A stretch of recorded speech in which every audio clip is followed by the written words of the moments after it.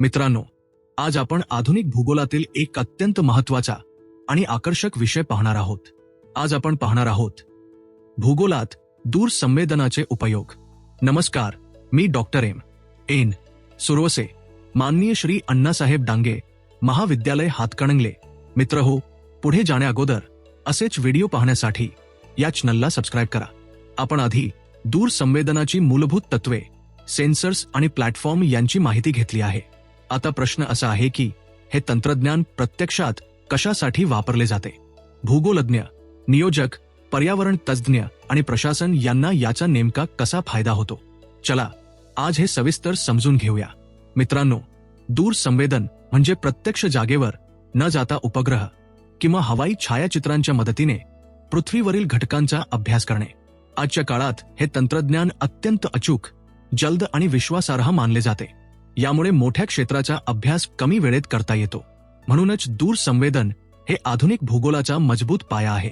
चला आता त्याचे प्रमुख उपयोग एक एक करून पाहूया. सर्वप्रथम येतो भूभाग व स्थलाकृतिक अभ्यास. उपग्रह छायाचित्रांच्या मदतीने पर्वत, पठार, उपत्यका, नदी खोरी, किनारे यांचे आकार आणि उंची समजते. डिजिटल एलिव्हेशन मॉडेल तयार करून उतार, उंची आणि पाण्याचा प्रवाह ओळखता येतो. उदाहरणार्थ, हिमालयात भूस्खलनाची शक्यता ओळखण्यासाठी उपग्रह डेटा वापरला जातो. जलसंधारण योजना तयार करताना सुद्धा याचा उपयोग होतो. यानंतर येतो जमिनी आणि मातीचा अभ्यास. उपग्रह चित्रांवरून जमिनीचा प्रकार, मातीतील आर्द्रता आणि तिची गुणवत्ता ओळखता येते. शेतीसाठी कोणती जमीन योग्य आहे, सिंचन कुठे आवश्यक आहे हे ठरवता येते. धरणे आणि सिंचन प्रकल्प नियोजनात हा डेटा महत्त्वाचा ठरतो. तिसरा महत्त्वाचा उपयोग म्हणजे कृषी क्षेत्रातील उपयोग. मित्रांनो, आज शेतकऱ्यांसाठी सुद्धा दूर संवेदन फार उपयोगी आहे. पिकांचे आरोग्य, वाढीची स्थिती आणि उत्पादनाचा अंदाज लावण्यासाठी DVI सारख्या निर्देशांकांचा वापर केला जातो. दुष्काळ किंवा पुरामुळे झालेल्या नुकसानीचा अंदाज सुद्धा उपग्रहातून घेतला जातो. धान, गहू, ऊस किंवा सोयाबीन उत्पादनाचा अंदाज शासन या डेटावर आधारित घेत असते. यानंतर येतो वनस्पती आणि जंगल संरक्षण. जंगल क्षेत्रात वर्षानुवर्षे किती बदल झाला, जंगलतोड किती झाली, नवीन लागवड कुठे झाली हे उपग्रह चित्रांतून स्पष्ट दिसते. चेंज डिटेक्शन तंत्र वापरून 2 कालावधीतील बदल तुलना करता येतात. मध्य प्रदेश किंवा उत्तराखंडमधील जंगल क्षेत्राचा अभ्यास याच पद्धतीने केला जातो. पाचवा महत्त्वाचा उपयोग म्हणजे जलस्रोत आणि हायड्रोलॉजी अभ्यास. तलाव, नद्या, धरणे आणि तटीय भागातील पाण्याचे प्रमाण आणि वितरण याचा अभ्यास करता येतो. धरणातील जलसाठा किती आहे, भूजल स्तरात काय बदल झाले आहेत हे सुद्धा दूर संवेदनातून कळते. पाण्याचे योग्य नियोजन करण्यासाठी हा डेटा उपयुक्त ठरतो. यानंतर आपण पाहतो नगरीकरण आणि औद्योगिक नियोजन. मित्रांनो, शहरांचा विस्तार किती झाला, नवीन वसाहती कुठे वाढल्या, रस्ते आणि औद्योगिक क्षेत्रांची रचना कशी आहे हे उपग्रह डेटा स्पष्ट दाखवतो. मुंबई, दिल्ली, बंगलोर सारख्या शहरांचा विस्तार अभ्यासण्यासाठी GIS आणि रिमोट सेन्सिंग यांचा मोठ्या प्रमाणावर वापर होतो. वाहतूक समस्या आणि झोपडपट्टी विस्तार ओळखण्यासाठी हे साधन प्रभावी आहे.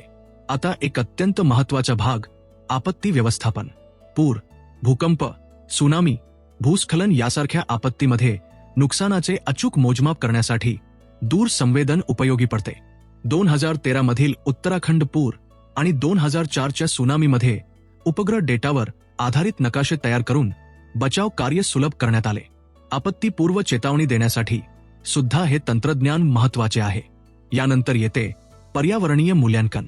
वायू आणि जल प्रदूषण, मातीची खराबी, औद्योगिक क्षेत्रातील परिणाम, खाणकामामुळे झालेला बदल हे सर्व उपग्रह डेटा वापरून विश्लेषित करता येते. पर्यावरण संरक्षणासाठी अचूक माहिती मिळते. तटीय भागातील बदल आणि मच्छीमारांवरील परिणाम सुद्धा याच पद्धतीने अभ्यासले जातात. आता पुढचा मुद्दा म्हणजे सांख्यिकीय आणि भौगोलिक विश्लेषण. उपग्रह चित्रांतून मिळालेला डेटा GIS मध्ये टाकून क्षेत्रफळ, वितरण नमुने आणि संबंध ओळखता येतात. उदाहरणार्थ, पर्जन्यमान आणि पिकांचे उत्पादन यातील संबंध किंवा लोकसंख्या घनता आणि वन क्षेत्र यांचे विश्लेषण करता येते. यामुळे निर्णय अधिक वैज्ञानिक पद्धतीने घेता येतात. मित्रांनो, आता थोडा विचार करा. एकाच तंत्रज्ञानातून आपण जमीन, पाणी, वन, शहर, उद्योग, शेती, आपत्ती आणि पर्यावरण या सर्वांचा अभ्यास करू शकतो. हेच दूर संवेदनाचे सामर्थ्य आहे. ठामपणे लक्षात ठेवा, दूर संवेदन हे फक्त चित्र काढण्याचे साधन नाही, तर ते निर्णय घेण्याचे वैज्ञानिक साधन आहे. ज्या प्रदेशात डेटा अचूक, तिथे नियोजन अचूक. जिथे नियोजन अचूक, तिथे विकास शाश्वत. मित्रांनो, शिकताना नेहमी जिज्ञासा ठेवा. तंत्रज्ञान समजून घ्या आणि भूगोलाकडे फक्त विषय म्हणून नाही, तर विकासाचे साधन म्हणून पहा. धन्यवाद मित्रांनो. जर तुम्हाला व्हिडिओ आवडला असेल तर लाईक आणि शेअर करा आणि या चॅनेलला नक्कीच सबस्क्राईब करा.